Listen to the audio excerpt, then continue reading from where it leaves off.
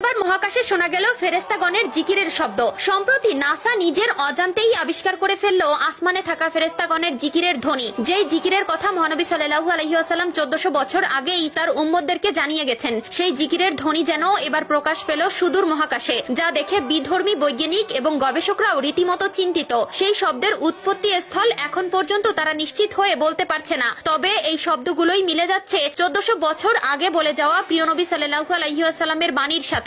যদিও তারা এই শব্দগুলোকে নিয়ে নিজেদের মতো নানাবিধ মতবাদ প্রকাশ করেছে, তবে প্রিয় নবীর বলা বাণী এই শব্দটির সাথে হুবহুব সামঞ্জস্য। প্রিয় দর্শক, অবশ্যই কমেন্ট করে জানাবেন আপনি কোরআনের পক্ষে নাকি আধুনিক বিজ্ঞানের পক্ষে, এবং অবশ্যই এই ভিডিওটি সকলের মধ্যে শেয়ার করে জানিয়ে দিন প্রিয় নবীর বলা এই বাণীটিও যে তার সত্যতা প্রকাশ করেছে। চলুন ভিডিওটি শুরু করা যাক। প্রিয় দর্শক, সম্প্রতি নাসার স্পেস স্টেশন থেকে এমনই কিছু অদ্ভুত আওয়াজ রেকর্ড করা হয়েছে যেগুলো শুনলে মনে হচ্ছে বিলিয়ন বিলিয়ন মানুষ একসাথে কোনো একটি ধ্বনি উচ্চারণ করছে। যদিও নাসা এর আগে করা গবেষণাগুলোতে বলেছিল মহাশূন্য একদমই নিঃশব্দ, কিন্তু বর্তমানে সেখানে প্রতিনিয়তই শোনা যাচ্ছে এই শব্দগুলো। মহাকাশে হওয়া এই শব্দগুলো নিয়েই প্রিয় নবী সাল্লাল্লাহু আলাইহি ওয়াসাল্লাম 1400 বছর আগে এক শবে মেরাজের রাতে বলেছিলেন মহাকাশে প্রতিনিয়ত ফেরেশতাগণেরা জিকির করে চলেছেন। সে সময় আবু দারদা রাদিয়াল্লাহু তাআলা আনহু প্রিয় নবী সাল্লাল্লাহু আলাইহি ওয়াসাল্লামকে প্রশ্ন করেন যখন সে মিরাজ থেকে ফিরে আসেন, হে আল্লাহর নবী, আপনি মহাকাশে কি দেখেছেন বা কি শুনেছেন? উত্তরে তিনি বলেন,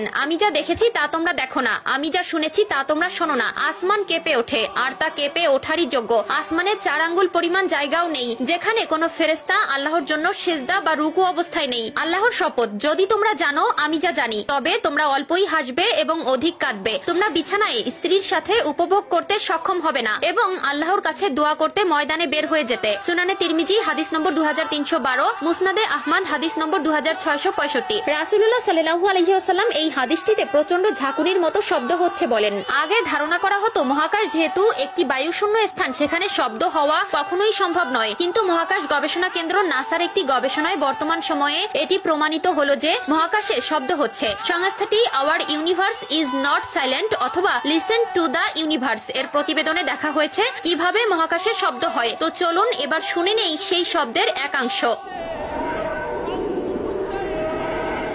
গবেষকরা বলছেন মুক্তভাবে ছড়িয়ে ছিটিয়ে থাকা বিভিন্ন কণা বা নক্ষত্রের রেডিয়েশনের কারণে এই কম্পন বা ভাইব্রেশন সৃষ্টি হয়। তার কারণেই শব্দের উৎপত্তি। শব্দগুলো ইলেকট্রোম্যাগনেটিক ওয়েভ আকারে থাকে, পরে এগুলোকে শব্দ তরঙ্গে রূপান্তর করা হয়। একটু খেয়াল করলে দেখা যাবে যে রাসূলুল্লাহ সাল্লাল্লাহু আলাইহি ওয়াসাল্লাম 1400 বছর আগেই বলেছিলেন যে আকাশে কাঁপুনির শব্দ হয়। নাসাও বর্তমানে বলছে শব্দ কাঁপুনির কারণে হয়। এমনকি গবেষণার সাথে যুক্ত একজন গবেষক বলেন এই শব্দ শুনে মনে হচ্ছিল যেন বিলিয়ন বিলিয়ন মানুষ সাথে গ্রেগরিয়ান চ্যাট গাইছে। গ্রেগরিয়ান চ্যাট হচ্ছে খ্রিস্টানদের একটি ধর্মীয় সঙ্গীত যা একসঙ্গে গাওয়া হয়। অথচ মহানবী সাল্লাল্লাহু আলাইহি ওয়াসাল্লাম 1400 বছর আগেই বলেছেন যে ফেরেশতারা একসাথে আল্লাহর জিকির করছেন। নাসা মহাকাশে এমন শব্দ আবিষ্কার করেছে ঠিকই, কিন্তু তারা এর পেছনে নানাবিধ কারণ ব্যাখ্যা করছে। কোন গবেষণায় বলা হচ্ছে এটি নক্ষত্রের চৌম্বক ক্ষেত্র, কোথাও আবার বলা হচ্ছে এটি প্রাচীন মহাবিশ্বের বিস্ফোরণের শব্দ। তবে শব্দগুলো মহানবী সাল্লাল্লাহু আলাইহি ওয়াসাল্লামের হাদিসের বর্ণনার সাথে পুরোপুরি মিলে যায়। আসলেও এই শব্দগুলো ফেরেশতাগণের জিকিরের শব্দ কিনা তা একমাত্র আল্লাহ তাআলাই ভালো জানেন।